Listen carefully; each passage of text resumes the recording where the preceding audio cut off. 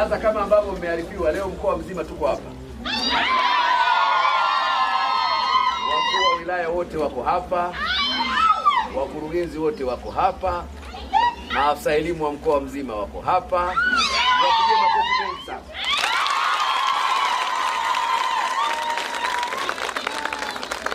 Tumeamua kufanya shughuli hii ya mkoa kwenye shule hii kwa sababu ni shule ambayo tumeipa majukumu mengi ya kitaifa na inafanya vizuri sana.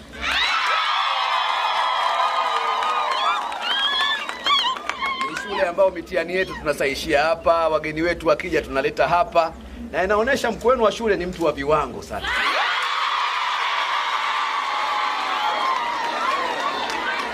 Kwa hiyo leo kwa niaba ya wakuu wa shule zote za sekondari wamempa jukumu la kuandaa shughuli hapa. Na shughuli yetu ni katika mkakati wa kupambania ufaulu wa wanafunzi. Kama mnavyofahamu kwamba imefanyika mitihani. Mitihani inamhusisha mwanafunzi, inamhusisha mwalimu na shule kwa ujumla. Tukasema kwa sababu watoto wetu wamepambana kwenye mitihani, wapo waliofanya vizuri, wapo waliofanya vibaya, lazima tutengeneze utaratibu wa kuwapongeza waliofanya vizuri na kuwatia moyo waliofanya vibaya. Lakini pia kuwakutanisha wadau wa elimu kujadili namna gani tupandishe ufaulu wa wale ambao wafanya vizuri na ni namna gani tuimarishe ufaulu kwa wale wanaofanya vizuri. Kwa leo tutakuwa na kazi kubwa hapa ya kutoa zawadi kwa wanafunzi waliofanya vizuri kimkoa, walimu waliofanya vizuri kimkoa na shule zilizofanya vizuri kimkoa. Lengo ni nini? Tunayafanya haya kwa niaba ya wazazi wenzetu ambao wasingeweza kuwa Iringa. Kuna wazazi huko wanafurahishwa na kazi nzuri ya wanafunzi, wanafurahishwa na kazi nzuri ya walimu, wanafurahishwa na kazi nzuri sana za shule zetu. Lakini wako mbali. Kwa serikali kwa niaba yao leo imeona ni vyema itambue, ithamini na kutoa zawadi kwa wale wote wanaofanya vizuri. Kwa hiyo jipigieni makofi mengi sana.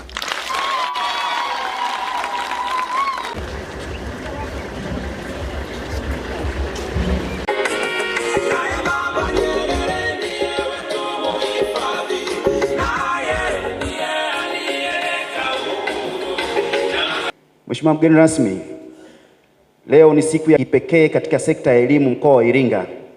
Tunakutana hapa kushuhudia na kusherehekea mafanikio ya wanafunzi, walimu na shule zilizofanya vizuri katika mitihani ya taifa ya kidato cha 4 2025. Hafla hii si sherehe tu, bali ni chachu ya kuimarisha ushindi chanya, uwajibikaji na ubora wa elimu katika mkoa wetu. Mheshimiwa mgeni rasmi, mkoa wa Iringa una shule za msingi 611 zikiwa za serikali 534 na zisizo za serikali 77. Katika elimu ya sekondari, mkoa una shule za sekondari 226 zikiwemo shule za serikali 154 na binafsi 72. Ambapo shule 35 zina mikondo ya kidato cha 5 na cha 6. Mheshimiwa mgeni rasmi, kwa upande wa uandikishaji awali darasa la kwanza na uripoti wa kidato cha kwanza, elimu ya awali uandikishaji umefikia wanafunzi 25,762 sawa na 75% ya lengo. Na darasa la kwanza umefikia wanafunzi 28,790 sawa na 88% ya lengo. Aidha, uripoti wa wanafunzi wa kidato cha kwanza katika shule za sekondari wameripoti wanafunzi 17,198 kati ya wanafunzi 24,026 waliopangwa sawa na 72%. Mheshimiwa mgeni rasmi, matokeo ya elimu ya msingi. Katika mtihani wa kumaliza elimu ya msingi, mkoa umeendelea kufanya vizuri. Kwa mwaka 2025 ufaulu ulikuwa wa 88.6 pamoja na mabadiliko ya mtaala kwenda mfumo wa umahiri, yani competence based curriculum. Walimu wetu wameendelea kuendana na mabadiliko hayo kwa lengo la kuboresha matokeo zaidi. Mheshimiwa mgeni rasmi, kwa upande wa sekondari, kwa miaka 3 mfululizo mkoa umeonyesha kupanda kwa ufaulu. Ufaulu kwa ujumla daraja la kwanza mpaka la 4 umeongezeka kutoka 87.8 mwaka 2023 hadi 92.2 mwaka 2024 na kufikia 94.98 kwa mwaka 2025. Ufaulu bora wa daraja la kwanza mpaka la 3 umeongezeka kutoka 28.2 mwaka 2023 hadi asilimia 48.29 kwa mwaka 2025. Ikumbukwe tu kuwa ufaulu bora kwa malengo ya kitaifa ni asilimia 50 daraja la kwanza mpaka daraja la 3, na sisi tuko kwenye asilimia 48, bado kidogo tu kimkoa kufikia lengo hilo. Daraja la 0 limepungua kutoka asilimia 12.2 hadi asilimia 5.01. Huu ni ushindi kuwa mikakati ya kitaaluma inaendelea kuzaa matunda. Mheshimiwa mgeni rasmi, mafanikio haya ndiyo yamekuwa msingi wa kuanzishwa kwa mfumo huu wa tuzo za kitaaluma kimkoa. Kupitia kamati ulioiteua rasmi, mkoa umeandaa utaratibu wa kutambua na kuthamini shule za kata zilizofuta daraja 0 na kufikia zaidi ya asilimia 50 ya ufaulu wa daraja la kwanza hadi la 3. Walimu ambao masomo yao yameshika nafasi ya kwanza kimkoa kwa wastani wa alama A au B, pamoja na wakuu wa shule walioonyesha usimamizi bora wa taaluma, jumla ya shilingi takriban 31 milioni zitatolewa kwa lengo la kutoa motisha kwa washindi hawa. Hatua hii inalenga kuimarisha ushindani chanya, kuongeza hali ya ufundishaji na ujifunzaji na kuhakikisha kuwa mafanikio haya yanakuwa endelevu ndani ya mkoa wetu. Mheshimiwa mgeni rasmi, kwa kidato cha 6 ufaulu umeongezeka kutoka asilimia 91.5 mwaka 2021 hadi asilimia 99.9 mwaka 2023 na kufikia asilimia 2023 umefikisha asilimia 99.9, kama nukta moja tu kufikia asilimia 100. Matokeo hayo yanaonyesha kuwa wanafunzi wetu wanaandaliwa vyema kujiunga na elimu ya juu na kushindana kitaifa na kimataifa.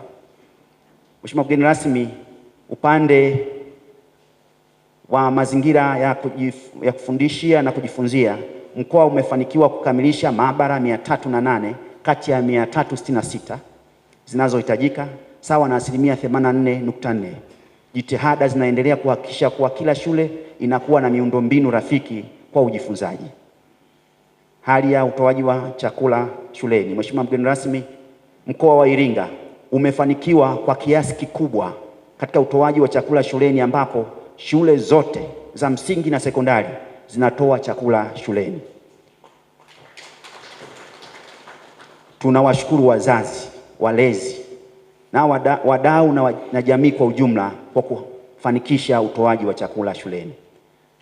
Changamoto zilizopo, ipo changamoto ya wanafunzi kutopenda kusoma masomo ya sayansi, hasa watoto wa kike, ambapo mkoa unaendelea kufanya hamasa ili wanafunzi wengi wasome masomo haya ili kuendana na maendeleo ya sayansi na teknolojia nchini. Mheshimiwa mgeni rasmi, ifuatayo ni mikakati ya kuendeleza mafanikio haya tuliyoyafikia. Kwanza, kuimarisha mafunzo kazini kwa walimu, yani in service training, kuongeza madarasa saidizi, remedial classes, matumizi ya takwimu katika kupanga mikakati ya ufaulu, kuimarisha ushirikiano wa wazazi na wadau wa elimu, kutekeleza mpango wa motisha kwa walimu, kuanza kwa matumizi ya madarasa janja ili kuboresha ufundishaji na ujifunzaji, kuendelea na ufuatiliaji na tathmini ya mara kwa mara, pamoja na kuimarisha mpango wa chakula na lishe shuleni. Mheshimiwa mgeni rasmi,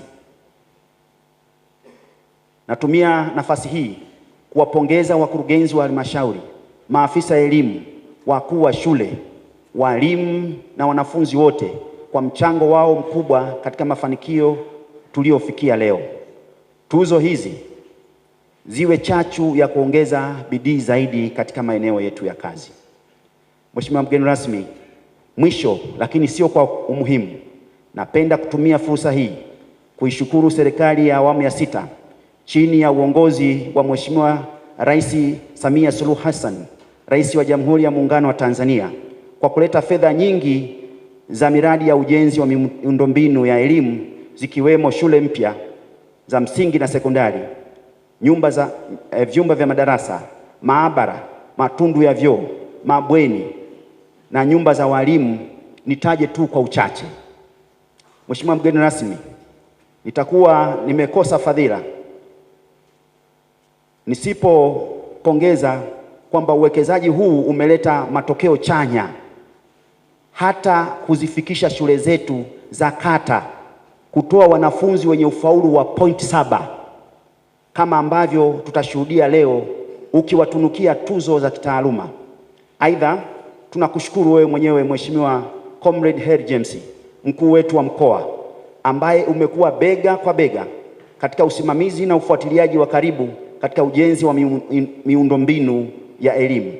Vile vile tunakushukuru kwa motisha mbalimbali unazotoa kwa wanafunzi na walimu katika kuhakikisha kuwa sekta ya elimu katika mkoa wetu inasonga mbele kwa kasi na viwango stahiki. Asante sana. Mheshimiwa mkuu wa mkoa, nashukuru na kuwasilisha.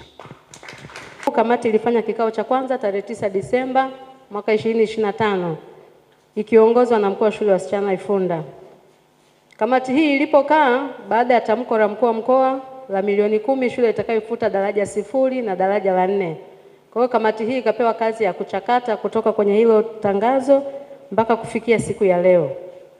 Kamati ilipokaa pamoja na tangazo lile la milioni 10 shule itakayofuta daraja 0 na daraja la 4, tukapendekeza pia shule itakayofuta daraja 0 na kutoa ufaulu bora kuanzia 50% mpaka 100 ipewe tuzo ya fedha.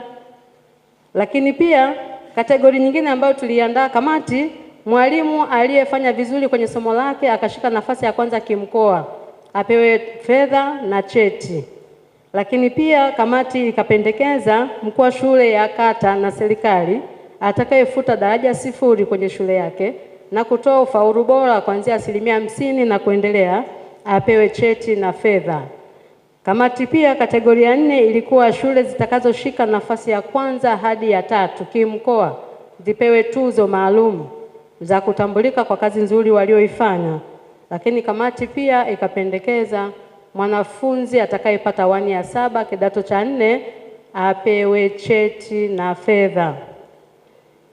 Bajeti ya kwanza alipewa Mheshimiwa mkuu wa mkoa milioni 17 na laki 9, na tunashukuru kwamba bajeti ile aliipokea. Baada ya matokeo halisi kutoka tarehe 2 mwezi Februari, kamati ilikutana tena kuchakata uhalisia sasa wa matokeo. Baada ya kamati kukaa, ikatoka na bajeti ya msingi kabisa ambayo leo imetuleta hapa na imefanikisha mpaka kufikia hatua hii kwa sasa, na kufanya kwamba shule zilizofanya vizuri, walimu waliofanya vizuri, wanafunzi waliofanya vizuri, wakuu wa shule waliofanya vizuri, basi siku ya leo watazawadiwa fedha, tuzo na vyeti. Shukrani. Kamati hii inapenda sana kushukuru uongozi wa mkoa unaoongozwa na Mheshimiwa mkuu wa mkoa Harry James kwa maono na dhamira ya dhati ya kuhamasisha na kuimarisha ufaulu wa wanafunzi kupitia utoaji wa tuzo mbalimbali. Lakini pia tunaona kama kamati, baada ya kupitia ule mchakato wa matokeo, tunaamini kwamba tuzo hizi zitakuwa chachu ya kuongeza ari ya ufundishaji, kujifunza, ushindani chanya katika mkoa wetu. Aidha, kamati inatoa shukrani za dhati sana kwa Mheshimiwa mkuu wa mkoa kwa kuona kwamba sisi watu watano tunafaa kuwa na kamati na kuweza kuratibu jambo hili mpaka kufikia siku ya leo. Baada ya kusema hayo, naomba kuwasilisha mkuu wa mkoa. Ndugu mgeni rasmi, mkuu wetu wa mkoa wa Iringa, Mheshimiwa Harry James, kama alivyonitambulisha MC, kwa majina anaitwa Zuberi Lisu, ni meneja wa NMB tawi la Ruaha. Awali yote ni kupongeza Mheshimiwa mkuu wa mkoa wa Iringa kwa maono yako na mtazamo ambao tulijadiliana kwa mwaka jana kwa mara ya kwanza, na nia ambayo ulikuwa umeweka katika jambo hili la kuendelea kuhamasisha watendaji wako katika sekta ya elimu ili waweze kufanya vizuri zaidi. Nikupongeze kwa hilo. Lakini kwa wadau wote ambao tulishirikiana kuanzia mwaka jana, niwapongeze kwa hatua ambao tulichukua na action tulioifanya. Kwa hiyo niwapongeze wote. Lakini nirudi kwa maafisa elimu pamoja na maafisa taaluma pamoja na watendaji wote sekta elimu kwa maana wakuu wa shule. Niwapongeze sana kwa matokeo mazuri ambayo mmeyapata kama mkoa wa Iringa kwa ujumla. Na sisi kama benki NMB tuko bega kwa bega nanyi katika kuhakikisha sekta ya elimu inasonga mbele. Nafikiri Mheshimiwa Mkuu wa Mkoa, kama benki NMB tulianza mwaka juzi katika ujenzi wa shule bora kabisa. Tulianza Zanzibar ambapo tulijenga shule yenye thamani zaidi ya bilioni 2.5. Hii yote ni katika kuhakikisha sekta ya elimu inapiga hatua kwenda mbele zaidi. Na mwaka jana tuna shule ambayo tumeijenga, lakini bado tunaamini katika kile ambacho tunakipata tutakirudisha katika jamii kwa mtindo huo. Kwa hiyo ni mtazamo wetu na tuahidi kama benki NMB tutaendelea kusapoti elimu katika nyanja zote. Tunayo maombi mengi ambayo yamekuja kwetu kuhusiana na madawati pamoja na vitendea kazi vingine. Tunavifanyia kazi na tunaamini kila jambo litakuwa zuri. Asante sana. Cha kwanza tunawapongeza sana walimu kwa kuweza kufikia hatua hii ya leo. Tunaamini watu wote tuliopo hapa, isingekuwa walimu, basi taaluma zetu mbalimbali tulizo nazo tusingeweza kuzifikia. Na pia Starlink pamoja na Magic Builders ambao ni kampuni dada, tumekuwa tukijikita sana kwenye masuala ya elimu kwa 100%, na tumekuwa tukianzia kuanzia ngazi za chini kabisa za wanafunzi ambao kwa mara nyingi tumejikita kwenye wanafunzi waliokosa ada na michango mbalimbali ya shule ambao mara nyingi wamekuwa kibaki manyumbani kutokuweza kwenda mashuleni. Magic Builders pamoja na Starlink, wanafunzi hawa tumekuwa tukiwapatia ada pamoja na vifaa mbalimbali vya shule, na kwa mwaka huu tumeamua mpaka tutakapomaliza mwaka 2026 tutaweza kufikia wanafunzi 5,000. Na hao ni kwa wanafunzi kuanzia ngazi ya primary mpaka chuo kikuu. Lakini tunaamini tuna vijana mbalimbali waliopo katika makazi yetu ambao kwa namna moja walikosa tayari elimu. Basi Magic Builders pamoja na Starlink Gulf Trading kwa kushirikiana na vyuo mbalimbali vya ufundi, kwa sasa tumeamua kuanza na VETA. Tuna sponsor vijana hawa kuweza kupata ujuzi mbalimbali katika vyuo hivi vya ufundi. Hii kuweza kukidhi yale matakwa ya ajira na soko la ajira ili nao waweze kupata ajira na kuboresha maisha yao. Starlink Gulf Trading tunapongeza pia wanafunzi waliofanya vizuri. Tunaamini wanafunzi hawa wataweza kufika mpaka ngazi kuu za vyuo vikuu. Tunawaahidi wanafunzi hawa watakapofika mwaka wa pili wanakuwa na elimu ya vitendo, zile field. Basi sisi watakokuwepo branch za Dar es Salaam au watakaweza kuwa kwenye mkoa wa Dar es Salaam, tutawapokea kufanya field zao na tutawasupport 100%. Ili apate kuweza kupata ile mikopo wanaopata na wasupport kwenye field zao, basi Starlink wataweza kuishi vizuri, watapata nauli, watapata vyakula na taaluma, na nitakuwepo kuweza kuwapokea mimi mwenyewe. Kwa kumalizia, kwa siku ya leo nimefurahi sana, nimemwona mwalimu wangu hapa. Nilikuwa ni binti mdogo sana Rushadei ila nimefurahi kwa siku ya leo sana nimekutana naye. Ndio, asante sana. Nakumbuka nilipomaliza form 3 nilichagua masomo ya biashara, sio science. Alituita pembeni, alikuwa mkali kidogo. Nyie performance zenu kwenye science ni nzuri, mna A, kwa nini mnaenda biashara? Nafurahi sana kwa sababu mara nyingi tulikuwa tukifika ile ngazi unaangalia rafiki yako kaenda wapi, unamfuata rafiki yako. Kwa hiyo mwalimu kidogo alitunyosha kwenye mstari kidogo. Nimefurahi sana kukuona siku ya leo. Ni hayo, tunawasalimia sana na tunashukuru, na tunaamini pia tutaendelea kuwasapoti walimu kwenye upande wa miradi mbalimbali ya nyumba bora na okoe na providia na serikali hii, na kwa kuwapa vifaa bora vya ujenzi. Kampuni yetu ni ya Kitanzania, inamilikiwa na Watanzania na pia wafanyakazi ni Watanzania na vijana kama mimi. Karibuni sana Magic Builders, karibuni Starlink. Asante sana. Mheshimiwa mgeni rasmi, nianze kushukuru kwa kupewa nafasi ya kuzungumza kwa niaba ya wenzangu. Tunaye mstahiki meya na wenye viti wa halmashauri, ninakushukuru sana. Mimi niseme neno moja tu.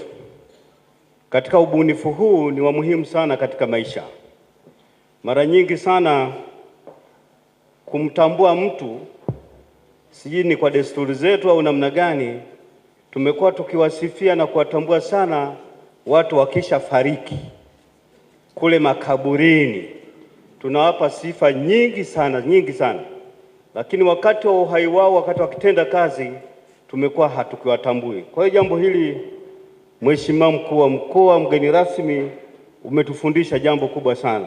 Nadhani ni jambo la heri na Mungu atakubariki sana kwa ajili ya ubunifu huu, kwa sababu unamtambua mtu akiwa angali hai anapotenda kazi. Kule makaburini hata jambazi huwa anasema aende mbinguni, hata mwizi mpaka ukisema anasema na huyu tena. Ila Mungu abariki sana mkuu wa mkoa na viongozi wote na kamati hii iliyoandaa hafla hii. Tunasema sisi mstahiki meya na wenye viti wangu tunawashukuru sana. Mheshimiwa mkuu wa mkoa, na mimi nakushukuru kwa kunipandisha. Sikujua kama nitapandishwa hapa. Nakushukuru sana. Mheshimiwa mkuu wa mkoa, ninayo heshima na taadhima kusimama hapa kwanza kabisa kutoa shukrani za dhati kwa Mwenyezi Mungu kutukutanisha leo, lakini nichukue nafasi hii sana kukupongeza wewe mkuu wetu wa mkoa kwa namna ambavyo unatushirikisha kwa ukaribu sana waheshimiwa wabunge kwenye shughuli za ujenzi wa mkoa wetu.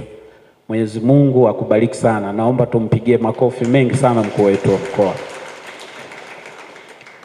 Mheshimiwa mkuu wa mkoa na ndugu wajumbe, naomba nitoe salamu za waheshimiwa wabunge wenzangu wa mkoa huu tukiongozwa na mbunge wa Kilolo Madam Lita. Ilikuwa wawe hapa Mheshimiwa mkuu wa mkoa, lakini Ijumaa sisi ndio tumemaliza shughuli za kibunge na bila shaka wametawanyika kwenda kwenye maeneo mbalimbali kwa ajili ya kuhakikisha wanatafuta fursa hasa kwa ajili ya majimbo yetu. Sasa mimi nimesimama kwa niaba ya wabunge wenzangu na naomba mpokee salamu za wabunge. Wanawasalimia Mheshimiwa mkuu wa mkoa, wanathamini jitihada na kila namna ambavyo elimu imeendelea kukua kwenye maeneo yetu. Mheshimiwa mkuu wa mkoa na waheshimiwa wajumbe mlioko hapa, sasa naomba nijielekeze moja kwa moja kuzungumza mawili matatu hasa kwenye eneo hili la elimu. Kwanza kabisa nianze kwa kukupongeza tena. Aliposimama mwapa hapa amesema wewe umewapongeza na unatupongeza na unawapongeza walimu na wanafunzi wakiwa hai. Lakini naomba nichukue nafasi hii na wenzangu watakuwa mashahidi. Hili ni tukio la kwanza kwenye mkoa wetu, tukio kubwa la mtindo huu. Lakini Mheshimiwa mkuu wa mkoa, tukio hili sio tu ni la kwanza. Tangu umeingia kwenye mkoa wetu umeonesha na kuthamini juhudi za Mheshimiwa Rais katika kuhakikisha kuwa elimu bure, elimu bila malipo inatoa taswira ya ubora wa elimu, na sisi mkoa wa Iringa tumekuwa wanufaika wakubwa sana, na ndio maana leo tuko hapa. Sisi wajumbe wote tulioko hapa tutakuwa mashahidi kwamba sasa hivi huwezi kujua hii ni shule ya private na hii ni shule ya serikali, wote wanagonga A za kutosha. Jambo hili pamoja na juhudi kubwa za serikali limepokelewa kwa shangwe, nderemo na vifijo kwa walimu na wataalamu wa elimu wanaotekeleza dhana ya elimu bure. Naomba tujipongeze kwa makofi mengi sana watu wa elimu. Mheshimiwa mkuu wa mkoa, pamoja na mambo mengi ambayo yanatekelezwa na serikali, tunao wajibu sisi, hasa sisi wabunge ambao ni wawakilishi wa wananchi kwenye majimbo yetu, sio tu kuishia kufurahi namna hii, kufurahia watoto wanapopata haya. Tunajiona ni wenye deni katika kuhakikisha tunapigania maboresho ya maslahi ya watumishi wa sekta ya elimu, hasa walimu. Na naomba hii iwe ahadi yetu kwamba kwa pamoja tutahakikisha tunaendelea kuonesha mshirikiano katika kuboresha pia maslahi ya sekta hii ya elimu, ikiwemo kipato pamoja na makazi ya walimu, eneo ambalo kimsingi tunatakiwa kulizungumza na kuliangalia kwa umakini mkubwa. Lakini Mheshimiwa Mkuu wa Mkoa, leo umetoa hapa mwanga, umetoa taswira. Sherehe hii inafanyika kimkoa, lakini ninadhani na ninaomba nichukue nafasi hii pia kuwataka hata wilaya tuige mfano huu bora. Na nishukuru sana, jana sisi Mufindi tulikuwa na DCC, tumeona mipango ya serikali katika wilaya kuhakikisha kwamba sherehe hizi sio zinaishia tu kwa ngazi ya mkoa. Itakuwa vizuri na itakuwa bora sana tukiendelea kutambua ngazi ya wilaya na ikiwezekana na ngazi ya kata, ili kuongeza hamasa kwa watu wa elimu. Jana kwenye DCC tumeona bajeti imewekwa kwa walimu wote wa shule za msingi na sekondari. Wameweka kila mwanafunzi aliyepata, kila mwalimu aliyepata A, kuanzia kama mtu atakuwa na A1 atapata 10,000, atakuwa na A20 atapata 200,000. Tafsiri yake ni kwamba hii inaongeza motivation kwa walimu, lakini pia inaongeza motivation kwa wataalamu wote wanaoshughulikia masuala ya elimu. Na mimi nitoe rai kwa wabunge wenzangu, nitapeleka hizi salamu, lakini hata mimi kwenye halmashauri yetu kwenye jimbo langu la Mafinga, Mheshimiwa Mkuu wa Mkoa umenifundisha jambo na utaona moto wangu kwenye halmashauri. Mheshimiwa Mkuu wa Mkoa, baada ya kusema hayo, naomba nitoe wito kwa wazazi. Ili dhana ya elimu iweze kukamilika ipasavyo, serikali, walimu na wazazi lazima tuimbe wimbo mmoja. Sasa kwenye serikali tayari miundombinu imeshawekwa na kila kitu kimeshakaa sawa. Shime kwa wazazi wenzangu, tuhakikishe kwamba tunawasaidia serikali kuhakikisha watoto wanafika shule na wakitoka shule wanaishi maisha ya mwanafunzi wawapo nyumbani. Mheshimiwa Mkuu wa Mkoa, baada ya kusema hayo, naomba niwashukuru sana, nikupongeze wewe pamoja na timu yako ya mkoa mzima kuhakikisha kwamba elimu mkoani kwetu inaendelea kuimarika. Zamani ilikuwa ukitaka house girl unauliza Iringa, lakini sasa hivi huwezi kusikia hicho kitu. Hatujui wamehamia mkoa gani, lakini sasa hivi ukitaka wataalamu unaulizia Iringa, ukitaka viwanda unaulizia Iringa, ukitaka wakulima bora unaulizia Iringa. Tunakuombea kwa Mwenyezi Mungu uendelee kubaki mkoa wa Iringa, ili ukitaka mapilot wawe wanatoka Iringa. Asante sana na Mungu akubariki. Yatoshi. Mheshimiwa Mkuu wa Mkoa, kule kwenye elimu tuna namna yetu ya kupiga makofi. Nina historia kidogo. Mheshimiwa Mkuu wa Mkoa, naomba, nina historia kidogo na eneo hili. Mimi eneo hili naweza nikawa ni mwenyeji pengine kuliko wote. Kwa nini? Kwa sababu nilikuwa katibu tarafa wa tarafa hii. Kwa hiyo hata haya majengo yamejengwa mimi nikiwa katibu tarafa. Kwa hiyo hata wakuu wa chuo, wakuu wa shule, hao walio wengi kuanzia huyo nani Kirungu namfahamu, nimefanya naye kazi. Kwa hiyo nina eneo la kihistoria. Nikarudi mara ya pili nilipoteuliwa kuwa katibu tawala wa wilaya, bado nikarudi hapa. Kwa hiyo hii shule tumekuwa tukifanyia matukio mengi sana, mambo mengi tumekuwa tukifanyia hapa. Kwa hiyo Mheshimiwa Mkuu wa Mkoa, naomba na mimi nirudie kama nilivyosema Mheshimiwa Mhapa, kukupongeza kwa kutambua. Unajua mwanafalsafa Abraham Maslow alisema a man is not afraid of death, but is afraid of not being recognized. Kwa hiyo akasema recognition is a positive motive. Ni motivation ya kutosha recognition. Kwa hiyo leo ulivyowatambua hawa walimu, wanafunzi na wadau wa elimu waliofanya vizuri, umefanya jambo kubwa mno.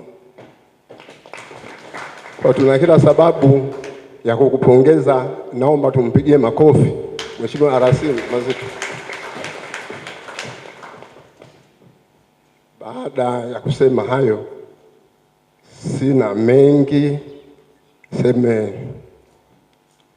maoni waliotoa wadau, sisi kama viongozi wa wilaya tumeyachukua, tutaenda kuyasimamia, tutaenda kufanya kama alivyotuasa Mheshimiwa mbunge kuwa na sie wilayani, tukafanye hivyo hivyo mpaka ngazi za chini. Baada ya kusema hayo, mkuu wa mkoa, nakushukuru asante. Lakini Mheshimiwa mkuu wa mkoa, niungane na wenzangu pia kukupongeza wewe na timu yako kwa kuandaa jambo zuri la kutia moyo kwa wenzetu ambao wamefanya vizuri. Mheshimiwa mkuu wa mkoa, tumesikia hapa wakati afisa elimu akitoa historia, tulitoka katika 82%, sasa hizi tumefika mpaka 94% kama sikosei, 95%. Mheshimiwa mkuu wa mkoa, si hatua ndogo, ni hatua kubwa sana ambayo tumepiga kama mkoa. Lakini Mheshimiwa mkuu wa mkoa, tunafahamu ili kupata matokeo mazuri ni lazima kuwa na jitihada za pamoja, kuanzia sisi kama serikali, lakini wenzetu ambao wanasimamia kama maafisa elimu, lakini zaidi walimu ambao wanashinda na wanafunzi shuleni, lakini mwisho basi kuna wanafunzi wenyewe, bila kuwasahau kazi kubwa ambayo inafanywa na wazazi. Mheshimiwa mkuu wa mkoa, jitihada tunazozifanya kama mkoa katika kupambana na udumavu ni moja kati ya mambo ambayo tuna imani tukiyamaliza tutaweza kufika hata zaidi ya 100%. Kwa hiyo Mheshimiwa mkuu wa mkoa, kipekee sana niwapongeze wote, niungane na wewe kuwapongeza wote kwa kazi kubwa ambao wameifanya, lakini tusisahau jambo moja la msingi, kwamba dunia imefika sehemu mbaya kidogo na swala la maadili katika jamii inaporomoka sana. Ni rai yangu kwa wadau wote tulioko mahali hapa kwamba pamoja na kwamba tunaangalia ufaulu, tusisahau malezi. Ni kweli kwamba kuna wazazi wanalea nyumbani, ila walimu wana nafasi yao, na ni walimu wana sehemu kubwa zaidi hata saa nyingine kuliko mzazi. Kwa hiyo niwaombe walimu wote tulioko hapa tusiangalie tu swala la performance, lakini tuangalie pia swala la maadili katika jamii. Baada ya kusema hayo, Mheshimiwa mkuu wa mkoa, niseme kwamba sisi wasaidizi wako kwa maana ya wakuu wa wilaya tuko tayari kuendelea kupokea maelekezo yako, maagizo yako, na kuhakikisha kwamba ufaulu huu tunazidi kuupandisha zaidi, na tunajua inawezekana kwa sababu nia tunayo, uwezo tunao, na sababu ya kufanya hivyo tunayo. Asante sana Mheshimiwa mkuu wa mkoa. Mheshimiwa mkuu wa mkoa, kwanza kabisa nichukue nafasi hii kumshukuru Mwenyezi Mungu mwingi wa rehema kutuweka hai kuweza kukutana leo hii na kushuhudia jambo zuri kabisa lililoandaliwa na ofisi yako kwa maelekezo yako. Lakini nipongeze kamati kwa kuandaa jambo zuri. Lakini Mheshimiwa mkuu wa mkoa, timu yetu sisi ya wilaya hasa Iringa DC, niwapongeze sana kwa sababu waliweza kuandaa jambo kama hili, lakini lenyewe lilikuwa dogo kidogo wiki iliyopita. Nadhani ulikuwa ni mkutano mzuri wa kufanya tathmini kwa nini performance sehemu zingine zimeshuka. Tuliongea kwa uwazi, lakini Mheshimiwa mkuu wa mkoa, inawezekana walichungulia kwa bosi wao wakaona kuna kitu kinakuja wakaona wamuai RIO. Lakini katika mambo tuliyoyaona pale, Mheshimiwa mkuu wa mkoa, swala la utoro na swala la lishe mashuleni, kuna maeneo lilikuwa ni changamoto na hasa katika kupunguza ufaulu. Kwa hiyo katika mengi tuliyojadili, tuliona kuna umuhimu sana wa viongozi wetu wa kata na viongozi wetu wengine wa kiserikali kuwahimiza sana wazazi katika swala la utoro. Na tumeona Mheshimiwa Mkuu wa Mkoa, kuna maeneo mengine kuna mabweni mazuri kabisa kwenye zile shule, lakini wazazi bado hawapeleki wale watoto kwenye yale mabweni. Kwa hiyo kuna maeneo ambayo bado sisi kama serikali na viongozi wetu wa kata lazima waongeze juhudi katika kushirikiana na uongozi wa shule, kuongea na wazazi ili tuweze kwa pamoja kushirikiana kudhibiti kabisa swala la utoro na masuala yale ambayo mengine yanachangia kushuka kwa ufaulu. Lakini tuliona pia juhudi za walimu mmoja mmoja. Kuna maeneo tuliona shule walimu wanakaa na wanafunzi mpaka usiku kujaribu kuwafundisha na kuwapa yale maeneo ambayo wanaona wanafunzi wanahitaji juhudi. Kwa hiyo Mheshimiwa Mkuu wa Mkoa, kwa kweli kuwapongeza walimu, umefungua macho zaidi na sisi tutaongeza nguvu zaidi, na nitamuomba kwa sababu namuona mstahiki meya yuko hapa, manispaa nao waige nyayo hizi, kwa sababu mzee hapa kule Iringa DC tumefanya naye. Kwa hiyo mstahiki meya, na wewe kwako kule tunategemea tuone hili jambo likifanyika, kwa sababu bosi wetu ameshaonyesha mfano. Kwa hiyo wote tunatakiwa tufuate nyayo hizo. Lakini la mwisho kabisa, Mheshimiwa Mkuu wa Mkoa, nirudi kupongeza tena mkoa wako. Kama unavyojua shule yako ya Tosa Maganga sasa imekuwa ni special school. Kwa maana ya Tosa Maganga sasa inapokea wanafunzi wenye vipaji maalum, ufaulu mkubwa 1.7, nadhani ni 1.7 tu. Na 1.9 hakuna pale. Kwa Mheshimiwa Mkuu wa Mkoa, sasa una special school kama zilivyokuwa Ilboro na zile zingine. Tosa Maganga pale ni shule ambayo sasa iko katika level ya special schools za kitaifa. Mheshimiwa Mkuu wa Mkoa, ninaomba nichukue nafasi hii kukaribisha sana na kushukuru sana, na ujisikie uko nyumbani. Mungu akubariki sana. Asante sana.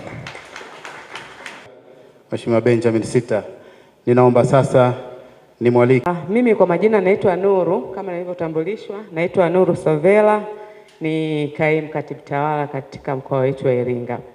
Nimepewa kazi ya kumkaribisha mkuu wa mkoa, Mheshimiwa Mkuu wa Mkoa, kwa ajili ya kutuongoza katika hotuba yake na maelekezo mengine. Lakini Mheshimiwa Mkuu wa Mkoa, nilikuwa natamani niongee machache ili hadhara hii iweze kuelewa hili jambo limetoka wapi. Kama tulivyomsikia Mheshimiwa mbunge amesema hili ni jambo linatokea kwa mara ya kwanza katika mkoa wetu wa Iringa. Lakini haya ni mawazo au ni idea ya mkuu wetu wa mkoa, Mheshimiwa Harry James. Alikuja na wazo lake, akaita ofisi ya rasi, akaita na wataalamu kutoka ofisi ya RIO, akasema jamani, tunaona kabisa jinsi wataalamu wetu wanavyokwenda, asilimia zinavyozidi kupanda. Sasa tunafanyaje ili kuweza kuwamotisha zaidi, kwa sababu tunataka mkoa wetu wa Iringa uwe kinara. Kwa hiyo akaja na hilo wazo, akasema mimi ninatamani tuwe na siku maalum ambayo itakuwa ni utoaji wa tuzo za kitaaluma katika mkoa wetu wa Iringa, ambapo tutakwenda kutambua shule, tutakwenda kutambua wanafunzi, tutakwenda kutambua na wadau mbalimbali ambao wanatusaidia au wanawezesha kimkoa shule yetu iweze mkoa wetu uweze kwenda vizuri. Kwa hiyo ofisi ya rasi sasa ikatengeneza kamati maalum. Kamati ikaongozwa na madam hapa. Madam hapa ndo aliongoza hiyo kamati. Walikuwa wanakuja ofisini, tukikaa yani mambo yanakuwa ni mengi, kwa sababu tunatamani jambo liwe zuri kabisa kama ambavyo mkuu wetu wa mkoa anataka. Kwa hiyo tunashukuru Mungu, jambo lilienda vizuri, na bajeti mwanzo kabisa wakati tunaanza ilikuwa milioni 10. Lakini kumwambia mkuu wa mkoa akasema haiwezekani. Mkoa wetu ni mkubwa sana kuliko hata mnavyodhani. Milioni 10 haiwezekani. Ongezeni ili watu wapate kile ambacho ni kweli. Mtu atasema watu wametambua mchango katika ufaulu wa watoto wetu katika mkoa wetu wa Iringa. Kwa hiyo ikaongezeka ikafika mpaka karibu milioni 31.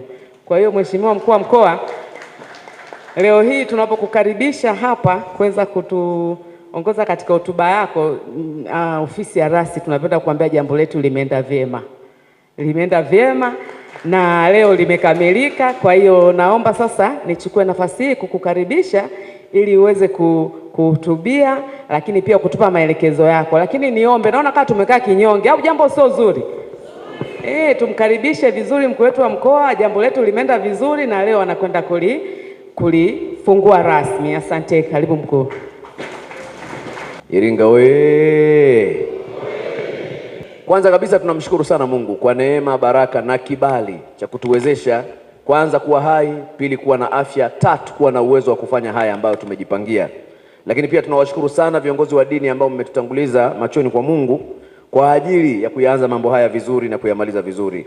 Lakini pia ni washukuru wote ambao mmeitika wito na hatimaye kuwa sehemu ya jambo hili. Tujipigie makofi mengi mengi mengi mengi sana. Ndugu viongozi, uongozi wa mkoa kwa kushirikiana na halmashauri waliamua kuandaa tuzo na zawadi, ikiwa ni uthibitisho kwamba mkoa wa Iringa umeendelea kupiga hatua thabiti katika sekta ya elimu. Elimu ni kipaumbele cha serikali ya awamu ya 6 chini ya uongozi wa Mheshimiwa Dr. Samia Suluhu Hassan, na mkoa wetu una wajibu wa kuhakikisha kuwa uwekezaji mkubwa unaofanywa na serikali katika sekta ya elimu unazaa matokeo yanayoonekana na yenye tija zaidi. Ndugu viongozi, ndugu washiriki, mkoa wa Iringa unazo shule 611 na shule za sekondari zikiwa ni 226, ambapo shule 35 zina mikondo ya kidato cha 5 na 6. Uandikishaji katika shule hizi zote umekwenda vizuri na tuwapigie makofi mengi sana wakuu wetu wa shule kwa usimamizi mzuri. Katika mtihani wa kidato cha 4, ufaulu wa jumla umeongezeka kutoka 87.8 mwaka 2023 hadi 94.98 kwa mwaka 2025. Ufaulu bora umefikia 48, huku daraja 0 likishuka hadi 5. Huu ni ushahidi kuwa mikakati ya kitaaluma inaendelea kuleta matokeo chanya ya kitaaluma ndani ya mkoa wetu. Kwa kidato cha 6 ufaulu umefikia 99, hali inaonyesha kuwa wanafunzi wetu wanaandaliwa vyema kujiunga na elimu ya juu na kushindana katika taaluma kitaifa na kimataifa. Tuwapigie makofi pia walimu wa taaluma kwa kazi kubwa na nzuri ambayo wanaifanya. Ndugu viongozi, ndugu washiriki, pamoja na mafanikio haya hatupasi kuridhika. Lengo letu si kufuta daraja 0, bali kuongeza ufaulu bora na kuifanya Iringa kuwa miongoni mwa mikoa inayofanya vizuri kitaaluma nchini. Ninawaelekeza wakurugenzi wote wa halmashauri kuhakikisha kila shule ina mpango kazi wa kuongeza ufaulu, tena si tu ufaulu bali ufaulu bora. Tathmini za kitaaluma zifanyike kila robo mwaka na takwimu za matokeo zitumike kufanya maamuzi ya haraka na sahihi ili kuchochea ufaulu wa watoto wetu. Aidha, upungufu wa walimu wa masomo ya sayansi na lugha ni lazima upewe kipaumbele maalum katika shule zetu na halmashauri zote. Pia uboreshaji wa miundombinu uendelee ili kuhakikisha mazingira bora na rafiki kwa walimu na wanafunzi vinaendelea kuimarishwa. Na watambua na kuwapongeza walimu kwa kazi kubwa mlioifanya, na serikali itaendelea kufanya kwa kila njia kuboresha maslahi na mazingira bora ya kazi ili kazi hii nzuri iendelee kufanyika. Tuwapigie makofi mengi sana walimu wetu kwa kazi kubwa na nzuri. Sisi wote ni mashahidi kwamba matokeo haya ni matunda ya ushiriki wa wazazi, walimu na wanafunzi wetu. Kama wazazi wasingepeleka watoto shule, walimu wasingekutana na watoto shule.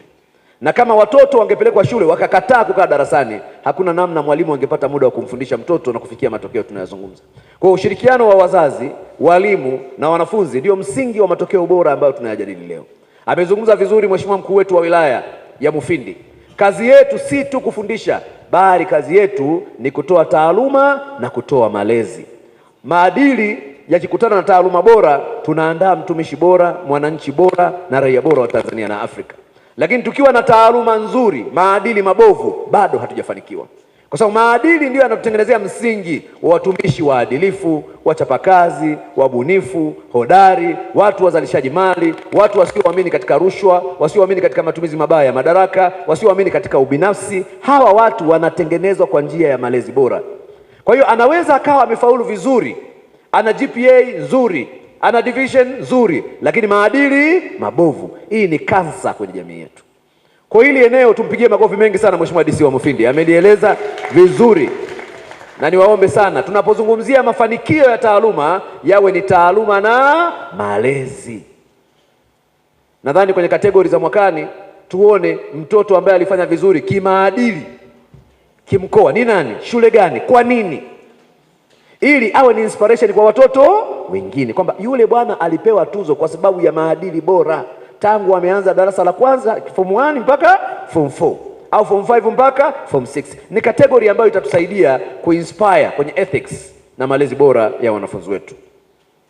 Ndugu washiriki, wazazi na jamii kwa ujumla, jukumu la elimu ni si la shule peke yake. Ushirikiano wenu katika kufuatilia mahudhurio, nidhamu na muda wa kujisomea ni muhimu katika kuimarisha matokeo ya wanafunzi wetu na watoto kwa ujumla. Kwa wanafunzi, tuzo hizi ziwe ni chachu ya kuongeza bidii, mafanikio na ili iweze kufikia malengo ambayo wamejiwekea. Lakini pamoja na yote, hii ni njia tu ya kufikia vituo ambavyo kila mmoja amejiwekea kwenye maisha yake. Wameeleza vizuri mwenyekiti wa kamati pamoja na katibu tawala wetu wa mkoa. Nakumbuka siku moja nilikuwa kwenye ziara katika manispaa yetu ya Iringa. Baada ya kuona kwamba tunalo jukumu la kubadilisha mwelekeo wa jamii, tunaona watu wanapewa zawadi kwenye mambo mengine ya kipuzi tu, watu wanapewa zawadi, mengine mambo ya kijinga yanapewa nguvu, mashindano ya kipumbavu hivi yanapewa nguvu, lakini watu kwenye mambo ya maana hakuna. Na mnipigie makofi, nawaambia ukweli. Nikasema ni lazima kwa jamii kama yetu, jamii ya watu makini, watu wanaojitambua, ni lazima watu wetu tuwashindanishe katika mambo ya maana. Mwambie jirani yako mambo ya maana. Sasa mambo ya maana ni pamoja na taaluma ya watoto. Watu washindane, walimu washindane. Kwa sababu ndoto yangu mimi mara ya kwanza nilitaka shule ambayo itafuta division 0 na division 4. Mwalimu yule tumpe zawadi ya gari. Pap! Kwamba wewe ndio mkuu wa shule ya sekondari Fudodo, gari yako ile pale. Hongera sana kwa kufuta hii kitu. Sasa wakubwa hao wakaniambia, mkuu unakimbia, tambaa kidogo huko mbali.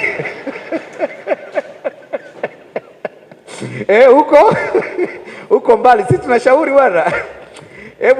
Hebu itenge milioni 10 tu kwanza tuone, ili itupe uzoefu wa namna ya kuandaa haya mashindano ya kitaaluma. Lazima tuwe na mwanzo.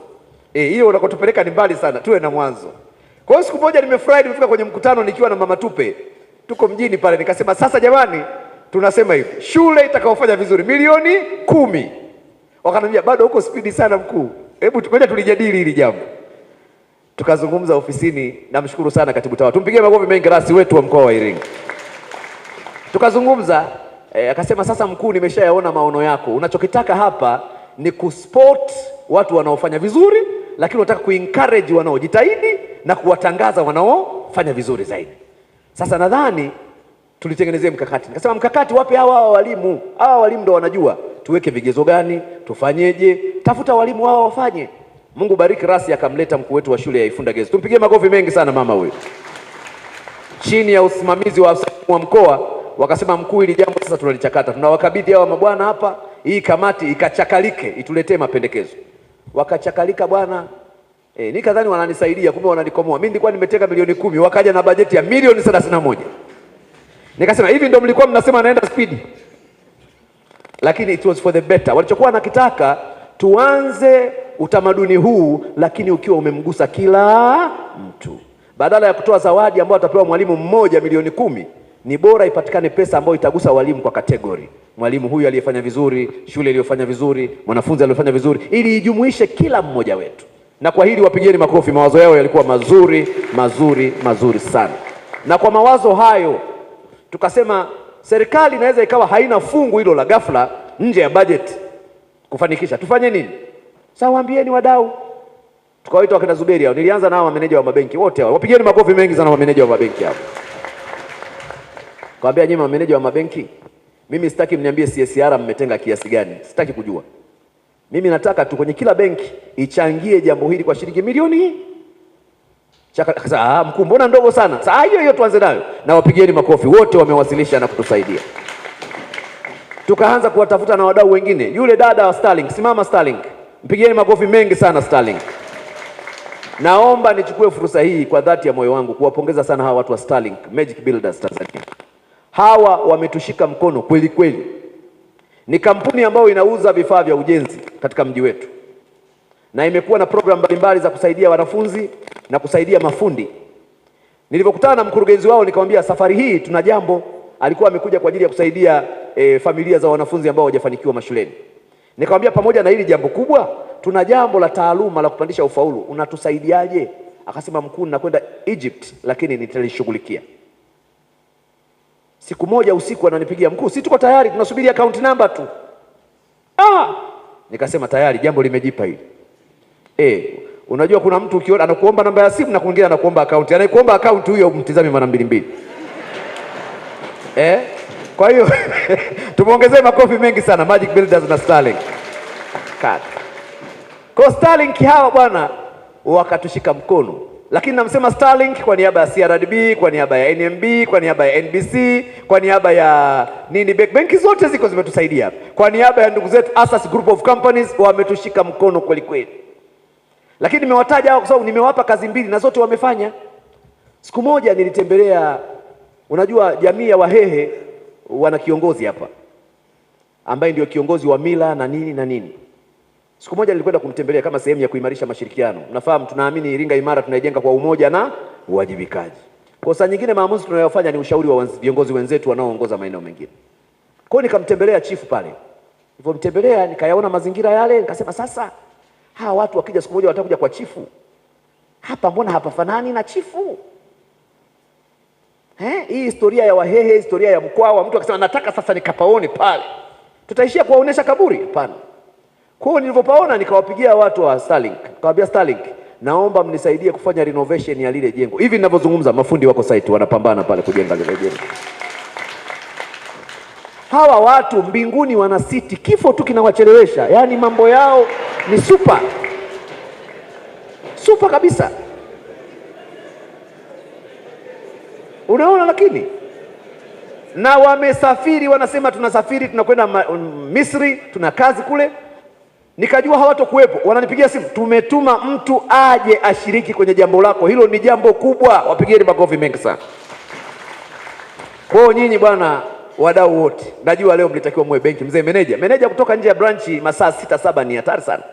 Lakini mko hapa. Niwashukuru sana mameneja wangu wa mabenki, niwashukuru viongozi wa taasisi, niwashukuru kila mmoja. Nifikishieni salamu kwa wadau wetu, Asas Group of Companies, sijui wakina nani. Kila kundi huko wametuchangia, kule Mafinga wamechanga, Mufindi wamechanga, Kilolo wamefanya. Na mimi niliwaambia changa unachoweza. Sisi lengo letu milioni 31 ikamilike, tuhakikishe watu hao wanapata zawadi. Na mambo makubwa jamani, mkitaka yafanikiwe, sio mtu mmoja mnambebesha mzigo mkubwa. Mpe kila mtu nafasi achange anachoweza. Na ile inayokuja ile mwakilishi wa wabunge inayokuja ile tunatenga kabisa, wabunge tafuteni kiasi hiki. Kabisa wenye vitu wa halmashauri, hii ngoma tunawapa hawa jamaa. Kwa sababu kazi nyingi tunawasaidia huku. Mzee, mimi nikienda sehemu kukagua mradi ninakusemea hata kama hujanituma. Mbunge wenu anawasalimia sana na nini. Kumbe tuna wiki hatujaongea. Bwana. Haya ndo mambo yenyewe. Iringa oye! Iringa safi. Sasa haya mambo tuyafanye. Lakini tunatamani pia tupanue wigo. Kwa mfano hapa tumeconcentrate na private government schools. Tunatamani na shule za private zinazofanya vizuri siwe sehemu ya jambo hili la kimkoa ambalo linagusa watu wote. Ili wale walimu wanaofanya kazi kwenye private school na wao waone jamii yao ya mkoa inawatambua, inawathamini na inaona jitihada wanazozifanya. Ukiwa na kipande kidogo cha nyama hukitangazi, unakimalizia wapi? Jikoni. Wewe wenyewe umeleta nyama robo, alafu chakula tayari, wewe kula kimya kwa sababu ukiweka mezani haitotosha. Vipande vinahesabika, alafu nataka kukaanga kwa mkwara, kila mtu anasikia hapa nanukia, wakija vipande vitatu. Sasa hilo tunajipanga nalo. Kwa hiyo nimefurahi sana wadau wangu, nimefurahi sana. Nisiwafiche, nifikishieni salamu kwa wale ambao hawajapata nafasi ya kufika, kama Mheshimiwa Mkuu wa Mkoa ameguswa, amefurahi sana. Lakini I want to put this as a challenge to the investors and stakeholders ambao wanafanya kazi ndani ya mkoa wa Iringa. Leo mkoa wa Iringa tumekutana hapa kutoa tuzo, zawadi kwa walimu, wanafunzi na shule zilizofanya vizuri. Hawa watoto wanaofanya vizuri ndio watumishi wa kesho wa makampuni yenu, maeneo yenu ya uwekezaji, wasimamizi wa rasilimali zenu. Tunaposhirikiana kuwaandaa, tunaposhirikiana kuwalea, tunatengeneza nguvu kazi bora ya mageuzi ya kiuchumi mbele ya safari. Kwa hiyo ningetamani kuona wawekezaji wote wa mkoa wa Iringa, Wafanyabiashara wote wa mkoa wa Iringa, mwakani sio surprise. Wewe kaandae ka 500,000, kaandae ka milioni, sema haka ni kwa ajili ya kupandisha ufaulu wa mkoa wa Iringa. Kwa hiyo tukisema jamani, shughuli itakuwa mwezi wa 9, tunamwambia Mheshimiwa DC, waite wadau wako, kusanya, fanya Mufindi. Waite wadau wako, fanya Kilolo. Waite wadau wako, fanya. Lengo letu tujenge spirit ya kushiriki katika mambo yenye tija kwa nchi. Leo kijana huyu ambaye anapata division 1 ya point 7, kesho ndio meneja wa NMB. Lakini kwa nini tukuandalie sisi bila wewe kuweka mkono wako? Weka mkono wako hapo na mnipigie makofi, nawaambia ukweli, weka. Unajua kapu la sadaka halitakiwi kuvutika kiti, linapita viti vyote, au sio? Kapu la sadaka likianzia kwa Humphrey pale halitakiwi kuruka, lipite liende mpaka kule chini. Kwa hiyo leo NMB mmefanya, kapu la sadaka liko kwenu, na nyinyi mnakabidhi wengine, mnakabidhi na wengine, Starlink anamkabidhi wengine. Mwisho wa siku tutajikuta kapu limejaa, linatumika kusaidia watu wote. Mimi nataka niwaambieni, kule chini tuna maafisa, mnawajua watu wanaitwa elimu kata, maafisa elimu kata. Those guys wanafanya kazi kuliko tunavyofikiria kule chini, kwa sababu wao ni viungo wachezeshaji. Yeye si mkuu wa shule ya msingi wala sio mkuu wa shule ya nini, ya sekondari, lakini ana wajibu wa kuhakikisha msingi wanafanya vizuri, sekondari wanafanya vizuri, na yeye ndio kiungo mchezeshaji baina ya mamlaka za serikali na mamlaka za elimu. Lakini pia yeye ndiye anayemshauri diwani, ndio katibu mkuu wa wizara ya elimu kwenye ile kata, kumshauri diwani masuala ya lishe, masuala ya utoro, yani hawa ni viungo. Tuwapigie makofi mengi sana watu hao. Sasa kwenye kategori ya mwaka huu hawamo, lakini wanafanya kazi nzuri. Nawaambia tena hammo. Lakini tunajua kazi yenu. Mwambie jirani yako anatutambua bwana. Lakini Mungu akitubariki mwakani mwakani Mungu akitubariki tutafanya nini? Tutaongeza kategori ile, mratibu au afisa elimu kata aliyefanya vizuri, na mkurugenzi ataainisha kufanya vizuri kwenye nini. Yawezekana kwenye uhamasishaji wa masuala ya lishe, ufuatiliaji, udhibiti wa utoro kwenye kata yake, nini. Yule anaonekana amefanya vizuri zaidi, basi hiyo kategori inawekwa, inawekewa zawadi, tunaendelea kuwajenga na wenyewe wanafanya vizuri zaidi. Lakini pia ndugu zangu, swala la elimu ni swala letu. Maandiko yanasema mshikilie sana elimu, usimwache aende zake. Sasa tuhamasishe jamii yetu kuhusu swala la elimu. Habari ya utoro. Mtoto anatoroka shule, anakwenda wapi? Utoro hauwezi kuisha kama sisi hatutauchukia.